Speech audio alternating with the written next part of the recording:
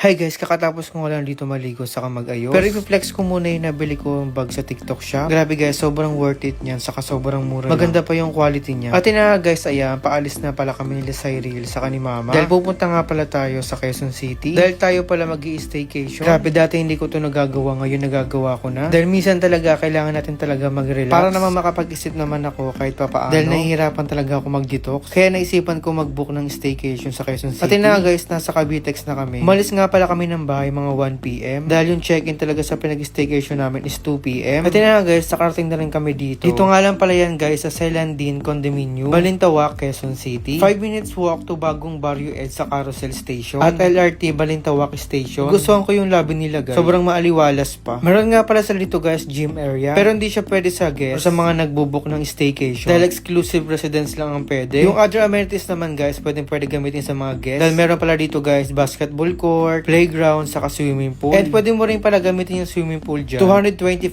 per pax. Available lang siya Monday to Wednesday. Except sa mga holidays. Tuwing Thursday naman saka Friday, bawal siya gamitin. At ayun na guys, ito na yung pinaka-exciting part. Ito na yung ipapakita ko sa inyo yung binook ko. Dito yan sa Panda Hub. Meron din sila sa Airbnb. Tingnan nyo lang sa screen guys para makita nyo. Mga kasama pala dito guys sa unit na ito. Nagustuhan ko kagad dito kasi merong malaking ref. Actually, lahat ata ng kailangan mo dito is nandito na sa loob ng Panda Hub. Kaya doon pala sa mga inclusion guys, 10 out of 10 na ako. Meron na ditong rice cooker, may microwave na din, induction cooker para pag magluluto ka. And nagustuhan ko dito guys, kompleto na dito. Baka napapansin nyo guys mamaya, bakit maraming panda dyan? Kasi panda team pala yung Panda Hub. Kaya nga Panda Hub yung name.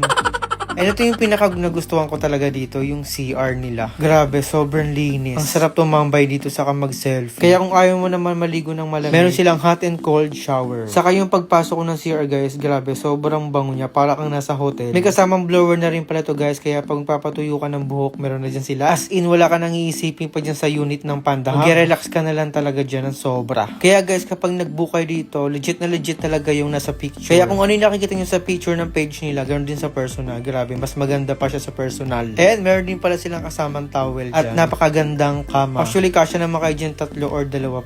Pwede na sa kama na yan. Oo nga pala guys, bago ko siya makalimutan, 2,100 pala siya per night kapag every weekday siya. And kapag weekends naman, 2,300. Yung 2,100 naman guys, 3 packs na siya pwede. And mag-aadla kayo ng 200 pag 4 kayo. Hindi ko na rin magbo-board dyan kasi marami silang board games. Gusto ko pa dito guys, may video okay pa. And kung gusto mo naman makakita ng tanawin na mga ganda, ayan, meron silang balcony. Masarap dyan mag-chill guys kapag gabi. At ma-relax ka talaga dyan dahil sobrang ganda ng view. Hindi siya nahaharangan ng mga building. Kaya dito talaga ako nag-book. Pero kung gusto mo nang mag-mall saka mag-grocery, malapit lang sa kanila yung Ayala Mall, Cloverleaf. 5 minutes lang ang walk. Makakapunta ka na talaga dyan kagad. Kaya napagkakalam ko, meron dyan palengke sa gilid ng Ayala Mall. Kaya naman, pumunta kami dito sa Ayala Mall para mag-grocery. Dahil ilang araw kami dyan sa Panda Hub. Kaya hindi hindi tayo kakain. Kaya naman yung pag-uwi guys, ayan, nag-video okay na ako. Dahil don't worry guys, hindi ka marinig ng mga kapitbahay dyan. Pinto mo na lang.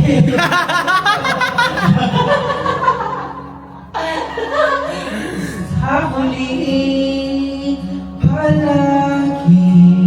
Kaya naman yung kinagabihan guys, ayan, nag-swimming na kami. Grabe, sobrang ganda pala dito guys kapag gabi. Saka konti lang yung naliligo kaya mas okay. At saka yung mga staff dito guys, sobrang bait talaga. I-approach ka talaga nila pag may mga kailangan ka sa katanong. Kaya guys, kung gusto nyo mag-staycation na, andyan na yung Panda Hub.